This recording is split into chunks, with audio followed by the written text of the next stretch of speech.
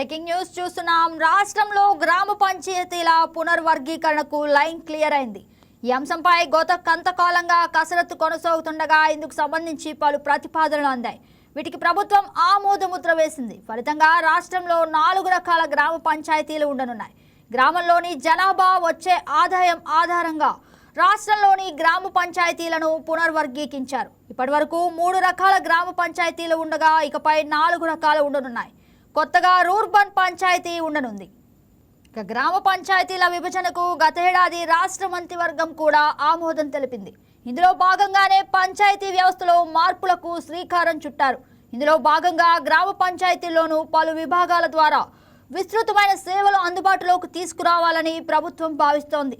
పారిశుద్ధ్యం, తాగునీటి సరఫరా, గ్రామీణ ప్రణాళిక విభాగం, ఇక వీధి లైట్ల విభాగం, ఇంజనీరింగ్, రెవెన్యూ విభాగాలపై ఎప్పటికప్పుడు ఫోకస్ పెట్టబోతుంది.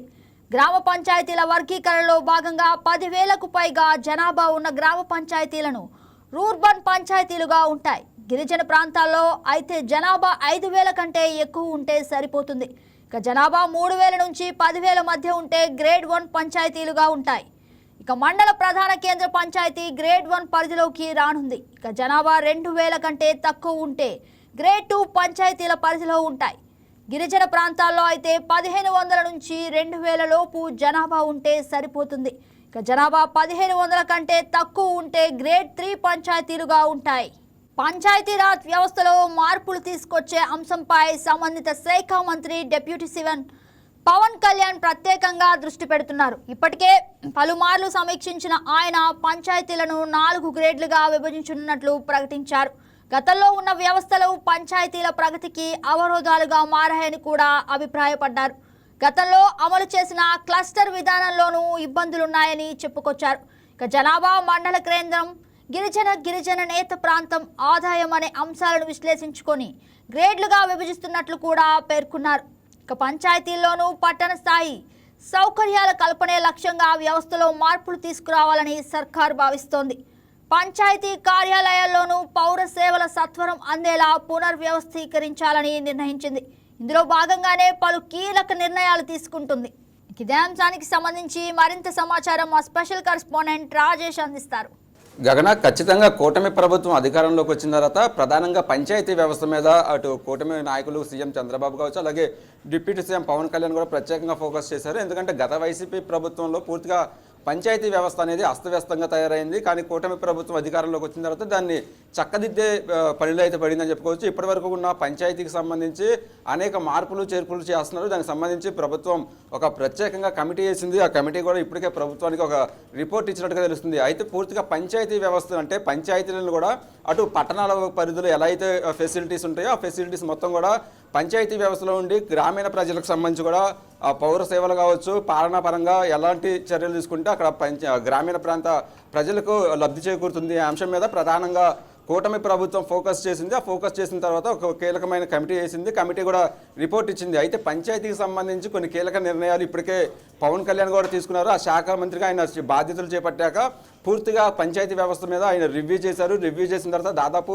13,351 గ్రామాల్లో గ్రామ సభలు పెట్టి ఆ గ్రామాల సభల్లో పూర్తిగా కొన్ని కీలక తీర్మానాలు చేశారు. అంతేకాకుండా అటు జాతీయ ఉపాధి హామీ పథకానికి సంబంధించి ప్రధానంగా గ్రామీణ ప్రజలకు ఎంతో లబ్ధి చేకూరుతుంది కాబట్టి దానికి పని దినాలను పెంచడంతో పాటు ప్రత్యేకంగా కేంద్రం నుంచి కూడా నిధులు తీసుకొచ్చారు. అంటే పూర్తిగా పంచాయతీ వ్యవస్థని మార్పులు చేసి పూర్తిగా అభివృద్ధి చేసే విధంగా అయితే ఈ శాఖలో పవన్ కళ్యాణ్ ప్రత్యేకంగా ఫోకస్ చేశారు. దానికి సంబంధించి రీసెంట్గానే పంచాయతీ వ్యవస్థలో దాదాపు 10,000 మందికి పైగా కూడా ప్రమోషన్స్ ఇచ్చారు. అంటే ఇప్పటివరకు కూడా కూటమి ప్రభుత్వం అధికారంలోకి వచ్చిన తర్వాత ఇది ఒక బిగ్ న్యూస్ అని చెప్పుకోవచ్చు. ఎందుకంటే ఇంత భారీగా కూడా ప్రమోషన్లు ఒక డిపార్ట్మెంట్ అనేది పంచాయతీ శాఖలోనే ఎక్కువ జరిగింది. దానికి సంబంధించి కూడా పూర్తిగా పంచాయతీకి సంబంధించిన అంశాల్లో పవన్ కళ్యాణ్ ఫోకస్ చేశారు. అంతేకాకుండా ఇప్పటివరకు ఉన్న క్లస్టర్ విధానాన్ని కూడా పవన్ కళ్యాణ్ దాన్ని రద్దు చేశారు. పూర్తిగా రద్దు చేసి అక్కడ ఉన్న కార్యదర్శులకు సంబంధించి కావచ్చు, అలాగే పంచాయతీ శాఖలో ఉన్న అధికారులకు సంబంధించి ప్రమోషన్లు ఇవ్వడంతో పాటు వాళ్ళకి కొన్ని పేర్లు కూడా మార్చారు. అయితే ఇప్పటి వరకు కూడా పూర్తిగా పంచాయతీ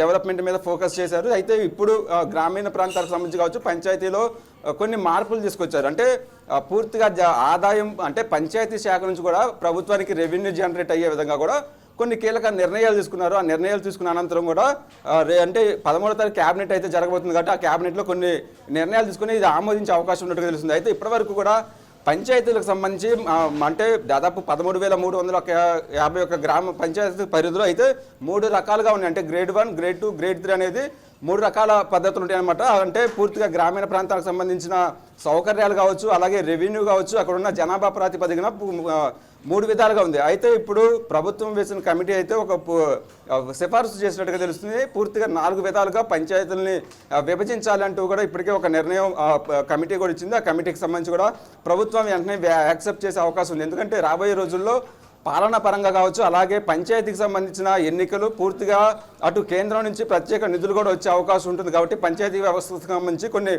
తీర్మానాలు అంటే ఏకగ్రీవంగా తీర్మానాలు జరిగితే దానికి ప్రత్యేక నిధులు ఉంటాయి. కాబట్టి ఈ ప్రాతిపదికలు మొత్తాన్ని తీసుకొని కూడా పంచాయతీ వ్యవస్థలో కొన్ని కీలక మార్పులు చేశారు. అయితే ఇప్పటి వరకు ఉన్న 3 పద్ధతులు కాకుండా ఆ రూర్బన్ అనేది ఒక 4వ పద్ధతిని కూడా ప్రవేశపెట్టబోతున్నారని చెప్పుకోవచ్చు. అంటే మొత్తం పంచాయతీ వ్యవస్థకు సంబంధించి ఇప్పుడు 4 రకాలుగా ఉంటాయి. దాన్ని జనాభా ప్రాతిపదికన ఏదైతే 10,000 మందికి పైగా ఉంటే దాన్ని రూర్బన్ పంచాయతీగా ఉంటారు. అది గిరిజన ప్రాంతాల్లో అయితే 5,000 వరకు ఉంటుంది. తర్వాత 5,000కు గ్రేడ్ 1 ఉంటుంది. తర్వాత 1,500 నుంచి 2,000కు గ్రేడ్ 2 ఉంటుంది. తర్వాత గ్రేడ్ 3 మొత్తం ఇట్లాగా 3 గ్రేడులతో పాటు రూర్బన్ వ్యవస్థను కూడా తీసుకొచ్చారు. అంటే పూర్తిగా ఈ కూటమి ప్రభుత్వం అధికారంలోకి వచ్చిన తర్వాత పాలన మీద ప్రధానంగా ఫోకస్ చేశారు. ఎందుకంటే ప్రభుత్వ పథకాలు, సంక్షేమ పథకాలు అనేది గ్రామ స్థాయిలో అభివృద్ధి చెందాలి అంటే కూడా పూర్తిగా గ్రామీణ వ్యవస్థ అలాగే పంచాయతీ వ్యవస్థలో కీలక మార్పులు చేశారు. అలాగే పంచాయతీ వ్యవస్థతో పాటు పూర్తిగా ఏదైతే 4 విధాలు ఉన్నాయో ఆ 4 విధాలకు సంబంధించి అధికారాలను కూడా పూర్తిగా పెంచారని చెప్పుకోవచ్చు. మేజర్ పంచాయతీకి సంబంధించి కార్యదర్శిని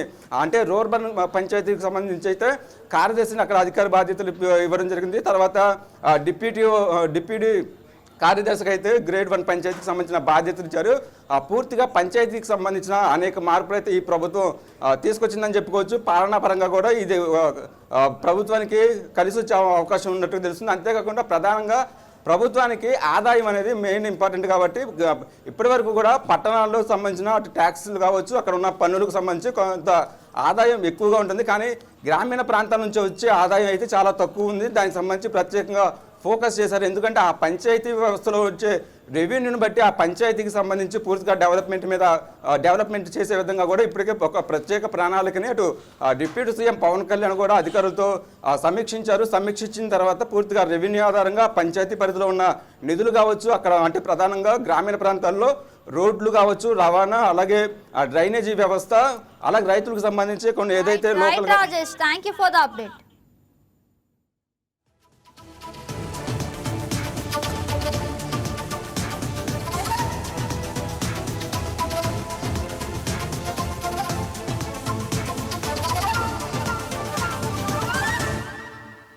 Please subscribe to YK TV Network. Please subscribe to YK TV. Please watch YK News.